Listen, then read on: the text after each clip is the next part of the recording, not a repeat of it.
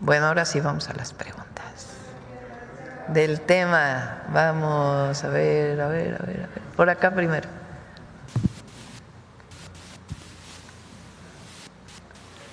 Buenos días, señorita. Ay, pues sí que estuvo bueno hoy el tema de Zedillo. Y para preguntarle, buenos días, ¿me escucha? César Huerta de la revista Polemón, presidenta. Como fue más tarde en la mañana. Buenos días. Adelante. Después de todo este enorme recuento que se hizo en la mañanera, yo también estuve investigando en estos días y me sorprendió mucho que los mexicanos seguimos pues pagando este quebranto de más de 1.800.000 millones de pesos, en el que cada año en promedio pagamos 60.000 millones de pesos, presidenta, y pues como se ha visto aquí… ¿Te pasó el dato, Edgar? El creador de este saqueo pues fue sin duda Ernesto Zedillo. Presidenta, la gente pues en las redes se pregunta si todavía puede ser castigado Ernesto Zedillo penalmente por esto, si es viable, o si con lo que pasó de la consulta del juicio a los expresidentes pues ya se cerró el tema y va a seguir impune Zedillo. Y también No es tanto un tema penal, es un tema de qué opina el pueblo de México y que se conozca lo que ocurrió. ¿Qué ocurrió en aquella época y cómo es posible que un expresidente que hizo este desfalco a la nación, que se caracterizó por la represión, que como dice la Bastida, candidato, también beneficiado por el Fobaproa, por cierto, candidato del PRI en el 2000, en sus propias memorias, Zedillo entregó la presidencia al PAN por una solicitud que le hizo el gobierno de Estados Unidos cuando le presta 50,000 millones de dólares. Dicho por la Bastida. Entonces, ahora resulta, porque como no tienen voceros, pues se van a buscar uno que supuestamente tenga credibilidad. Bueno, ¿cuál credibilidad puede tener un expresidente que vendió el ferrocarril y después se fue a trabajar a la empresa donde la vendió, a quien le vendió? Eso se llama aquí en China conflicto de interés. Claro, quien tiene hoy 20 años, 22, 30 pues, porque era muy jovencito, a lo mejor no se acuerda de aquella época. Entonces es muy importante recordarle a las y a los jóvenes lo que vivimos en aquel periodo y cómo al que se reconoce como el de la gran transición a la democracia, pues en realidad ya había un acuerdo desde la época de Salinas entre el PRI y el PAN.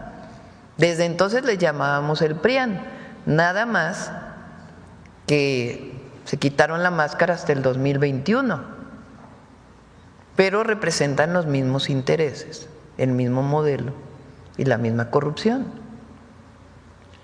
Entonces, por eso es importante que ustedes nos ayuden, que nos ayuden todos aquellos que, a ver quién perdió su casa, quién perdió su negocio, que diga, es cierto, qué fue lo que le pasó, su historia. Porque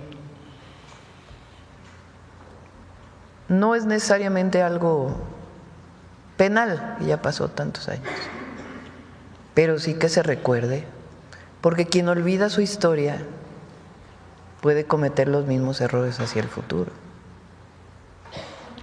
Presidenta, y con respecto a estos intereses que seguimos pagando y que esta deuda parece que es eterna, ¿hay posibilidad de que se pueda renegociar? ¿A quiénes les seguimos pagando pues este dinero? Es complejo. Si quieren, invitamos al secretario de Hacienda y para que nos platique por qué se tiene que seguir pagando esta deuda, qué significa, porque no es tan sencillo, ¿no? Dejar de pagar una deuda tiene sus implicaciones. Entonces, pero es importante que también se explique por qué impactos tuvo en la economía, qué impactos tiene y por qué se tiene que seguir pagando, ¿no? Es importante. Y, Presidenta, bueno, cambiando un poco de tema, que está relacionado también, pues en estos días el periodista Ciro Gómez Leiva volvió a lanzarse en su contra en su programa, diciendo, y también pues en contra del expresidente Andrés Manuel López Obrador. Según Ciro, el expresidente AMLO está escondido, según él. Lo critica no soportan el silencio. Sí. Lo critica por no aparecer en espacios abiertos, ni en vuelos comerciales, por no ir a los estadios, por no enfrentarse, según él, a la gente, con el pueblo. Y pues dice que se esconde por miedo a la gente, cuando en realidad, dice Ciro que usted incluso la critica por defender al expresidente López Obrador. ¿Qué le responde a quienes, como a Ciro Gómez Leiva, insinúan que el expresidente López Obrador se esconde por miedo a la gente? ¿No será más bien que quienes hoy lo atacan no soportan que su legado siga vivo y respaldado por millones? Pienso que, entre otras cosas, lo que quieren, que es desde que llegué a la presidencia, es que haya un deslinde de la presidenta de la Cuarta Transformación y lo que representa. Pues ¿cómo lo vamos a hacer? Pueden seguir pensando lo que quieran. Nosotros nunca vamos a traicionar ni nuestro origen, ni nuestra historia, ni lo que pensamos, ni nuestros principios, ni al pueblo de México. Jamás. Somos continuidad del inicio de la Cuarta Transformación. Segundo, qué sorpresa hay en algo que se la pasó diciendo 6 meses antes de terminar su sexenio el presidente López Obrador, que dijo: les voy a contar algo, yo después de que salga voy a retirarme de la vida pública y voy a escribir un libro que a lo mejor no es uno y son varios. Y hay que esperar a que salga pues el primer libro, esperemos que no se tarde mucho. O sea, qué sorpresa hay en que él dijo, al contrario, está cumpliendo como toda la vida lo hizo en su historia, cumpliendo con lo que dijo. Pero sí les molesta mucho el amor y el cariño que le tiene el pueblo de México a Andrés Manuel López Obrador. Y en el fondo lo que hay es que cambió el gobierno, cambió la historia, es un nuevo periodo, un nuevo proceso, una nueva era para nuestro país, que inició el 1 de diciembre de 2018, aunque ya venía pues desde tiempo atrás en todas las luchas que se dieron y que fueron confluyendo a ese momento. Y mucha gente que no estaba con nosotros y que fue convenciéndose de la virtud de lo que representa la Cuarta Transformación. Entonces, está en su casa ahí en Palenque, escribiendo. No sé si se entere porque no estoy en comunicación con él, solo sé que está bien, que está contento, se está riendo si es que escucha estos comentarios, y vamos bien, el pueblo está con nosotros. Y Presidenta, hace unos días Pedro Sola, un comentador de espectáculos de TV Azteca, afirmó que los únicos que deben de votar son quienes pagan los impuestos, porque según él, quienes no pagan son los que reciben limosnas del gobierno y por eso votan por el gobierno. Salinas Pliego, quien es su patrón, pues estuvo de acuerdo con este comentario e indicó que para gobernar también se debería de tener al menos la capacidad de dirigir una empresa de por lo menos 50 trabajadores.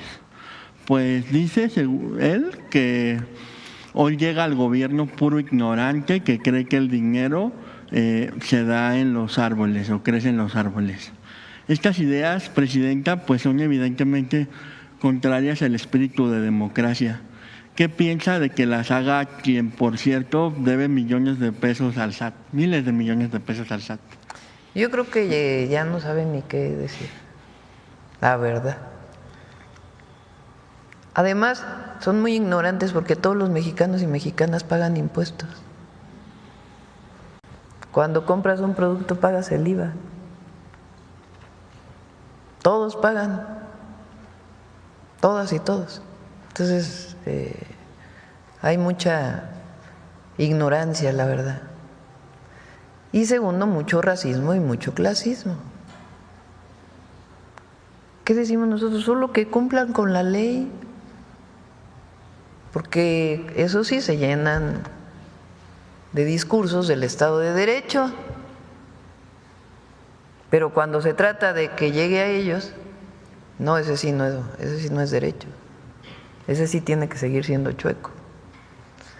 O se llenan de discursos hablando de libertad, pero cuando algún compañero de ustedes saca algo en su contra, no, entonces sí que no haya libertad, porque eso sí está muy tremendo. Entonces hay mucha hipocresía.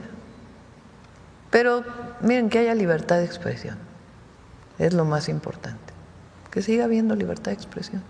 Y ya por último, Presidenta, ¿qué piensa de que Carlos Loret de Mola haya difundido un video de Está muy bueno. de un enfrentamiento armado en Yemen, afirmando que sucedió en Sinaloa? A ver, ponlo, porque sí. Está muy bueno. Esa es la verdad, ¿no?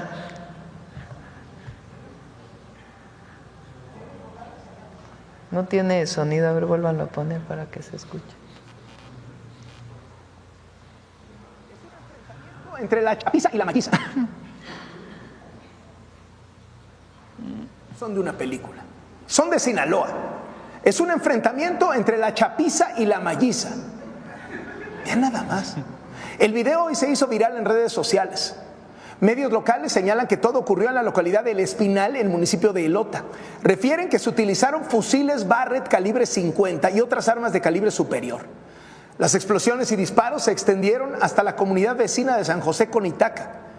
Dicen que el enfrentamiento así duró 2 horas. Fuerzas federales realizaron un recorrido por Elota y en varios... Ahora sí, como dice nuestro compañero de los miércoles. Pon el video. ¿De dónde viene ese video?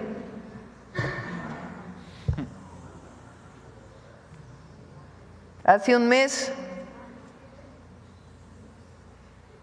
Yemen, Sinaloa.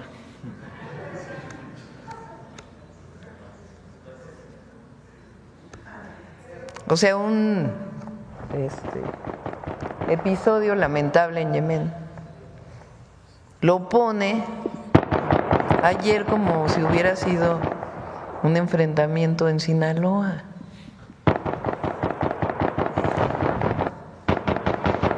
Y luego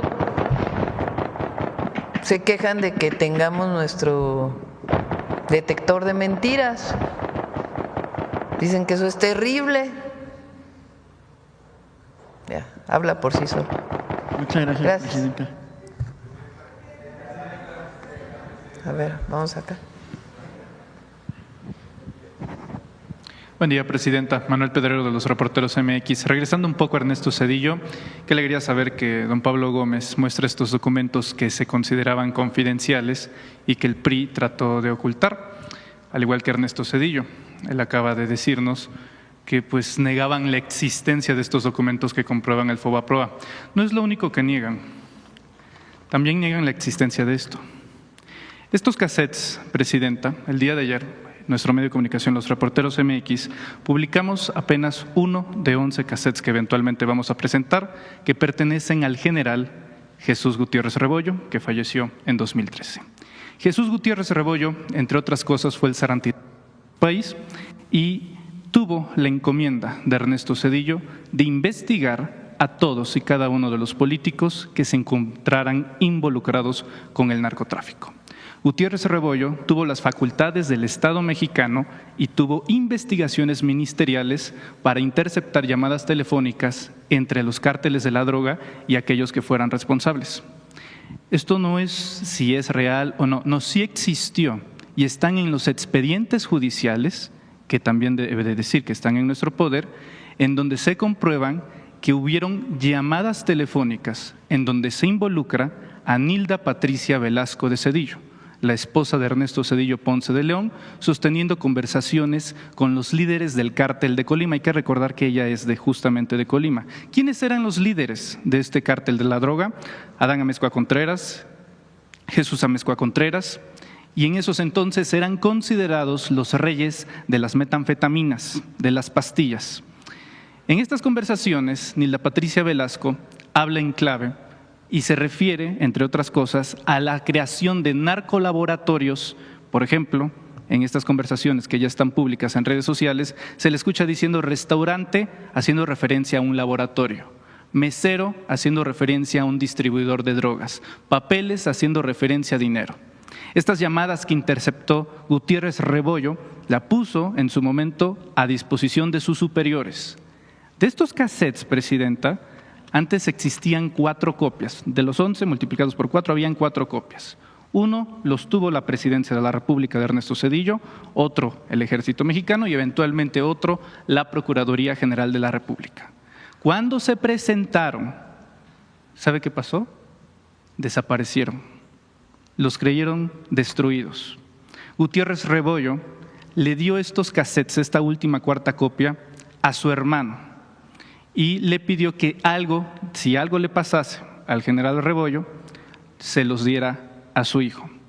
Terminamos haciéndonos del poder de estos cassettes, que debo de decir que ya se encuentran totalmente digitalizados, que están dentro del expediente. No es una situación de si son veraces o no, no, están dentro del expediente judicial, certificados dentro del propio Estado mexicano. A Gutiérrez Rebollo le inventaron que fue protector de Amado Carrillo Fuentes. Cabe destacar que la única vez que Amado Carrillo Fuentes fue detenido en este país fue por Gutiérrez Rebollo, incluso mucho antes de que Amado fuese conocido como el Señor de los Cielos. Cuando fue detenido Carrillo Fuentes, 5 gobernadores de ese entonces llamaron al general Rebollo para preguntarle si tenía detenido a Amado Carrillo y si lo podía liberar. El personaje que fue el encargado de llevárselo a las autoridades competentes fue Javier Cuello Trejo.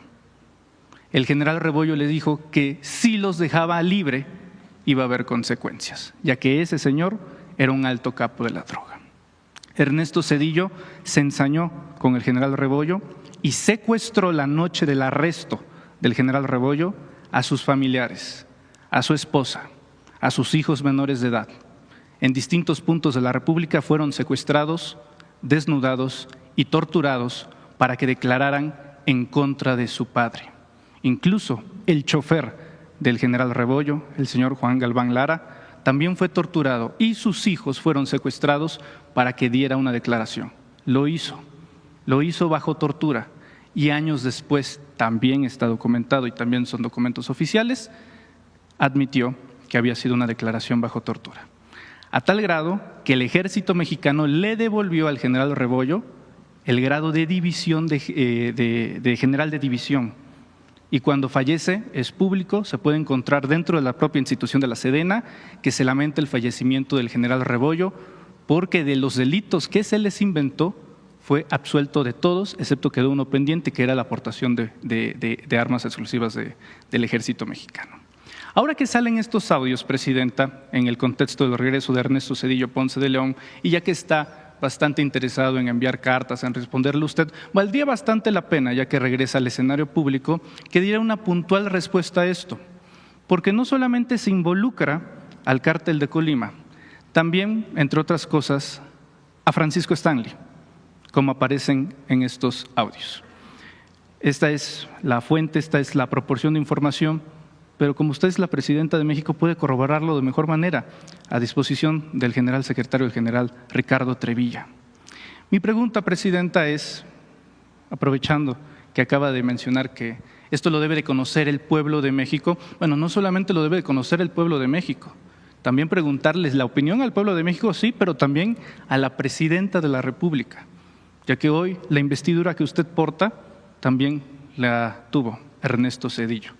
¿Qué opina de que este doctor en economía de Yale haya liderado, entre otras cosas, a sabiendas de que su familia, su esposa, su suegro, sus cuñados, estuvieran involucrados con el cártel de Colima y sobre todo en la documentación oficial de un narcogobierno y de un narcopresidente.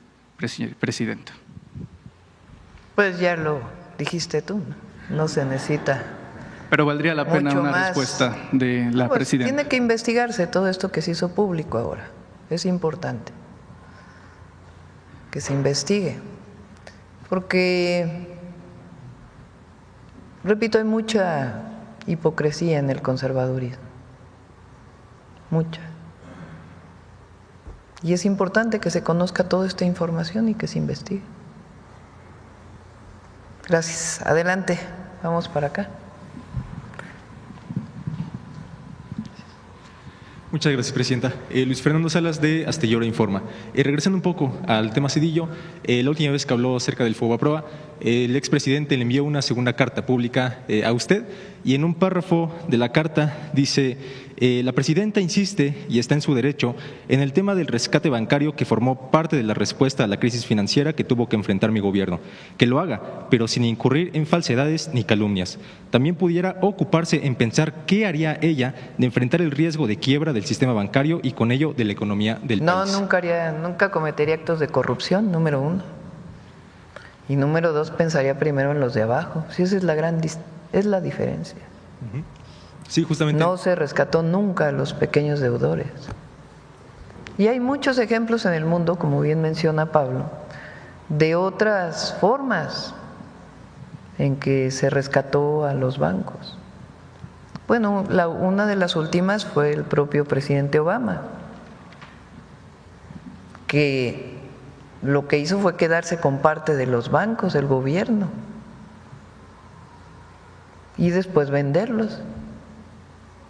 Entre muchas otras opciones, como bien dice Pablo, en aquella época había otras opciones que nunca se quisieron discutir con el presidente de la República. Él tomó sus decisiones que llevaron pues a una crisis tremenda, con millones de mexicanos afectados, con aumento de la pobreza en el país. Entonces, primero el modelo es distinto. Ellos siempre defendieron el modelo neoliberal. Y segundo, estuvo plagado de corrupción y de discrecionalidad. Y para mí el pueblo de México lo es todo. Jamás pactaríamos con un gobierno extranjero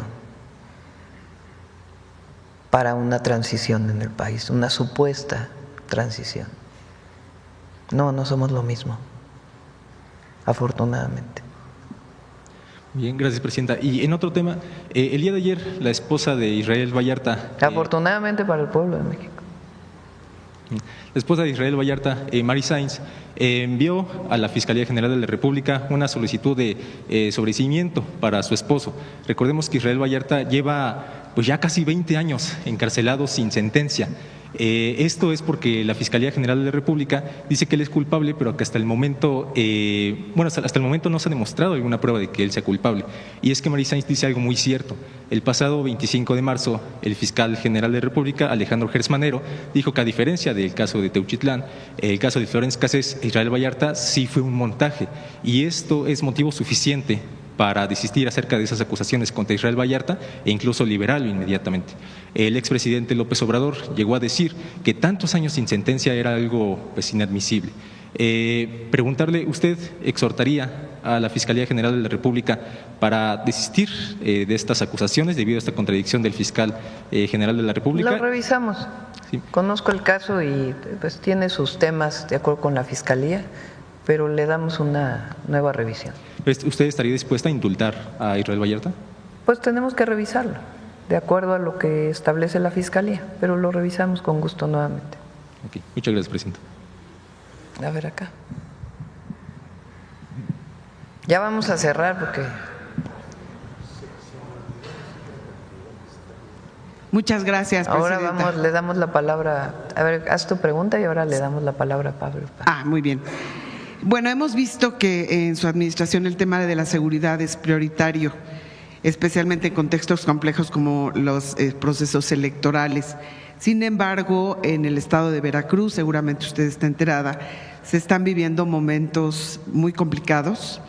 El lamentable asesinato del candidato de Morena, Germán Anuar Valencia, en Coxquihui, nunca me sale el nombre, el sucedido el 29 de abril pasado, justo al inicio de las campañas para elegir alcaldes en el estado de Veracruz. Esto ha despertado mucha preocupación porque no es un caso aislado. Sabemos que hay alrededor de 22 candidatos que están pidiendo ya protección. En este marco me gustaría saber si habrá intervención del gobierno federal en las investigaciones de este asesinato y también si ha visto algún plan especial para Veracruz con el Gabinete de Seguridad con el que trabaja todos los días, porque sabemos, le digo, que hay pues alrededor de 22 ya candidatos que están solicitando apoyo y hay algunos que incluso se han bajado de la contienda. Está el Gabinete de Seguridad apoyando a la Fiscalía de Veracruz en lo que requieran para la investigación.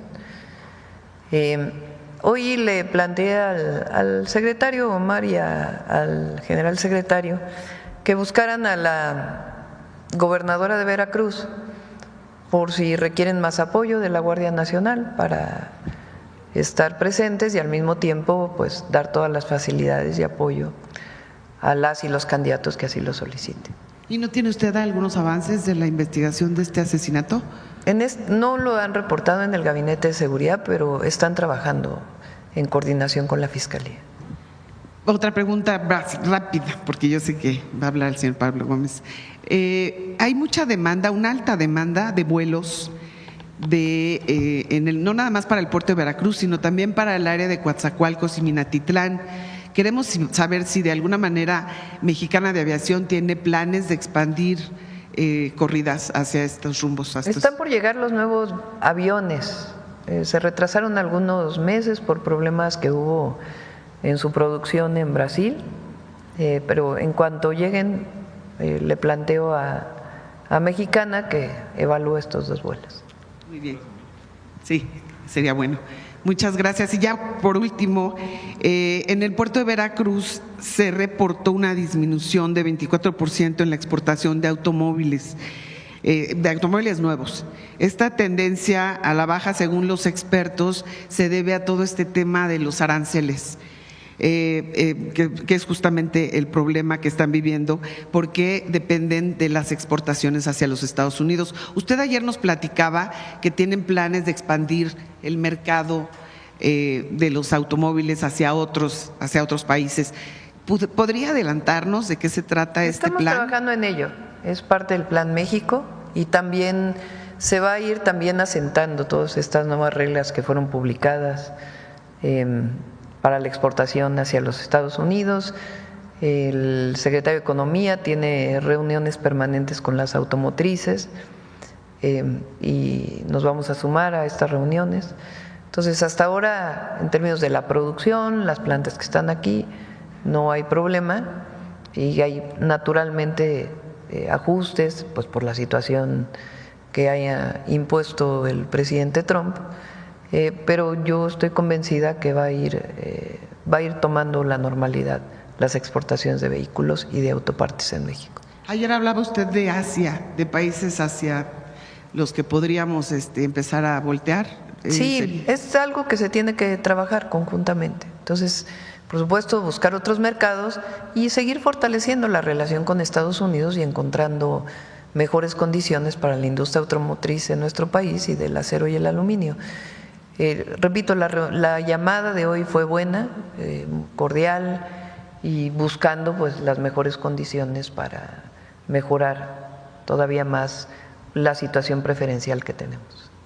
Muchas gracias. Sí. Vamos a darle a Pablo la palabra. Pido una disculpa, no leí el perdón. No leí la cantidad total. De lo que está aquí en el reporte de que le llamaron confidencial, pero que en realidad era secreto, de operaciones reportables identificadas durante el programa de evaluación integral de las operaciones del Fondo Bancario de Protección al Ahorro. Son 73.775.429.262. 73.000.7 millones, o sea, más o menos unos 7,000 millones de dólares. Esto fue lo que Zedillo, con la complicidad del PAN, ocultó. Y dicen que ahí estaba la auditoría. Ahí estaba. Dijo Zedillo ayer, ¿no? Antier. O sea, mucho descaro, ¿no? No. Digo, no hay derecho que nos traten así, ¿no? Que discutan, pero pues así no se puede. A ver, vamos a cerrar ya con la última pregunta. Vamos aquí y ya la última. Mañana seguimos para. Sí. Buenos días, presidenta. Julio Mar Gómez de la Agencia de Medios Digitales del Pacífico. A propósito del 1 de mayo, presidenta, en materia laboral hay mucho que celebrar. Precisamente el día de ayer se aprobó en la reforma de la Ley del Trabajo que protege a los trabajadores que reciben solo propinas. Fue el diputado Aces quien compartió esta reforma que obliga el pago de las propinas, aparte del sueldo, y que también tendrán derechos a la vivienda y a la salud. Pues esta reforma beneficia casi a 2 millones de personas que solo dependen de las propinas y estas comisiones honorarias. Presidenta, ¿qué mensaje podría compartir al respecto a los trabajadores mexicanos? No, nuestro agradecimiento, nuestro reconocimiento siempre a las y los trabajadores. Fíjense la diferencia del modelo. 36 años sin aumento salarial, prácticamente, más que la inflación, y algunas veces menos. 36 años después de crisis, 0 aumento salarial. Y ahora, pues es más del doble. Y nuestro compromiso es que sigamos aumentando el salario mínimo, que impulsa el salario medio, para que el salario mínimo alcance para 2.5 canastas básicas. Eso por un lado. Por el otro, estamos viendo distintos empleos, oficios, en donde los empleadores no cumplen con la formalidad del empleo. Por ejemplo, el caso que tú mencionas de trabajadores o trabajadoras, meseros, meseras, que establecen una relación en donde a veces ni el mínimo se pagaba y se complementaba con la propina, o que se complementa con la propina. El primer objetivo pues es que se pague el salario mínimo, porque eso está por ley, y que sea formal el empleo, es decir, que paguen IMSS. Eso es lo primero que tenemos que buscar. Así lo hemos ido haciendo con distintos sectores. Por ejemplo, el desaparecer el outsourcing fue uno de los grandes logros del presidente López Obrador para las y los trabajadores, porque antes el empleador contrataba a una empresa de empleo que a su vez contrataba a los trabajadores, pero estamos hablando del más alto nivel, bancos, por ejemplo, que hacían outsourcing con sus trabajadores, y que esas empresas de empleo pues a veces no reportaban la cantidad de empleados que tenían. ¿Para qué? Pues para defraudar al fisco, tanto los impuestos como al seguro social. Se quitó el outsourcing y eso ha sido muy bueno, porque ahora todos los trabajadores tienen que tener su empleador, su patrón, y tienen que pagar el seguro social. Una de ellas ahora, que entra en vigor, como bien lo mencionó Marate, en junio, es a los trabajadores de plataformas, que a veces trabajan 2 horas al día, a veces 6, a veces 7, a veces 8, a veces más, pero que no tienen ninguna seguridad social porque los contratan como socios de la empresa. Pues ¿cómo van a ser socios de la empresa si ni reparto de utilidades tienen? Entonces, ahora están obligados a pagar la seguridad social y mantener pues esta flexibilidad en el empleo. No se va a obligar a nadie a trabajar 8 horas, ni mucho menos, sino en esa flexibilidad pues que tengan seguridad social. Y así vamos a seguir. Hoy estamos trabajando de manera muy importante con las y los jornaleros agrícolas, que es uno de los sectores pues de mayor precariedad en el empleo, porque también muchas veces se contratan en esquemas que no son parte de la ley del trabajo. Entonces los contratan terceros y a su vez terceros y a su vez terceros y no tienen pues sus derechos. Entonces tienen que tener salarios, condiciones laborales y también su seguridad social. Entonces hacia allá vamos a seguir avanzando. Gracias, presidenta. En otro tema, hoy el Congreso de Sinaloa va a votar por el desaforo del alcalde de Ahome, el morenista Gerardo Vargas Landeros. Lo quieren desaforar por comprar 126 patrullas en adjudicación directa, pero la ley lo faculta para hacerlo. Además, no se encontraron sobreprecios ni nada así. Esto sucede cuando llegó a la alcaldía, solo había 7 funcionando. Ahome está dentro de los 10 municipios más seguros del país. La Fiscalía a cargo de Caludia, Zulema Sánchez, al parecer pues quiere poner un ambiente caliente para políticamente hablando, con una estrategia similar a la de Vicente Fox con los desafueros. En Ahome, presidenta, se está construyendo una fábrica de fertilizantes con una inversión de $500 millones y está por iniciarse la construcción de una fábrica de etanol y producción, una fábrica de hidrógeno verde que con una inversión de más de $2.300 millones. Presidenta, ¿qué opina de la estrategia de los desafueros que intentan descarrilar también enturbiar los ambientes políticos, considerando que Ahome es de uno de los municipios más seguros en Sinaloa? Pues que sigan bien las cosas, es lo único que yo opinaría. Que si van a opinar los diputados locales, pues que revisen bien los casos. Y que en todo caso los temas políticos pues no se lleven a estos temas, si es que es un tema político. Y si es un tema de desviación de recursos públicos, pues que se haga bien la investigación por parte de los diputados y qué opinan. Por último, presidenta, usted en reiteradas ocasiones ha comentado la necesidad de reformar el Poder Judicial para garantizar a los mexicanos una justicia pronta y expedita.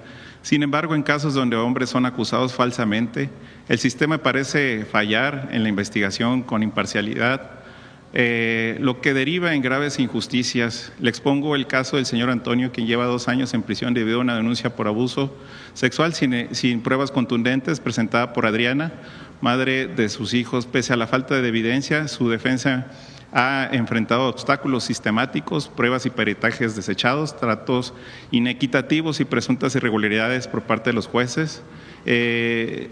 Juana, Erika Ordóñez, Ismael Alcántara, Edgar Agustín, y la magistrada María del Rocío, quienes habrían ignorado elementos clave a favor del señor Antonio, mientras la señora Adriana reclama $200,000 mensuales de pensión alimenticia y más de $2 millones por supuestos ingresos no percibidos. Este caso refleja un patrón: hombres prejuzgados como culpables sin derecho a una defensa justa. ¿Qué acciones concretas tomará? ¿Un patrón? Eso sí no sé. Bueno, sistemáticamente hablando. No, no lo creo.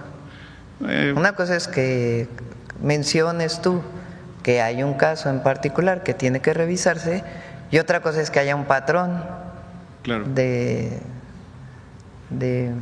hombres mal acusados. Sí, ¿no? Esto refiere a los jueces que ya les mencionaba. Bueno, sí, pero sí, una cosa es una cosa y otra cosa. A estos jueces que están con este mismo patrón y sistema, a los que había mencionado anteriormente, no generalizando todos los casos. Por eso hice precisión a quién eran estos arbitrariamente llevaban este caso. Y pues bueno, presidenta, ¿qué acciones concretas tomará el gobierno de México para evitar que este sistema judicial pues sea utilizado en perjuicio de a veces ciudadanos que son inocentes? Pues hay que garantizar la equidad procesal y los derechos humanos para todas las partes de una manera igual. Pues por eso es la reforma al Poder Judicial, pero en particular, en este caso que se revise. Pero podemos poner muchísimos casos Claro. de que en donde no hay una visión de protección a las mujeres. Entonces, pero si hay una injusticia, que se revise. Con en gusto este le caso. puedo compartir todos los datos de pruebas y demás que se han desechado.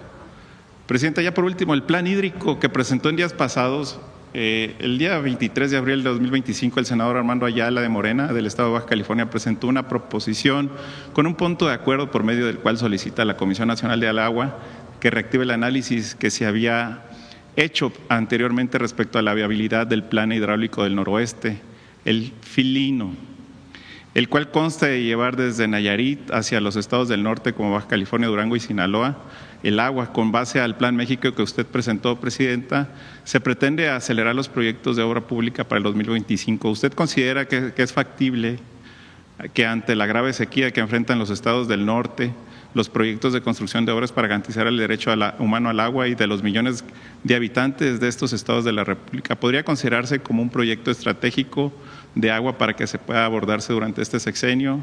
Obviamente, acelerar la licitación de 37 proyectos estratégicos de agua que incluyen tecnificación, saneamiento de ríos, presas y obras mayores. ¿Esto ya no podría entrar, Presidenta, a su Es plan un proyecto hidráulico? de muchos recursos económicos y tiene sus impactos ambientales también.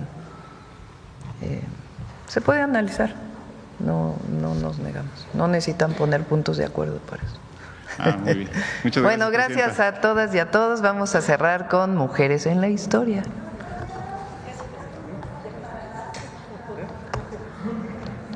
Las y los.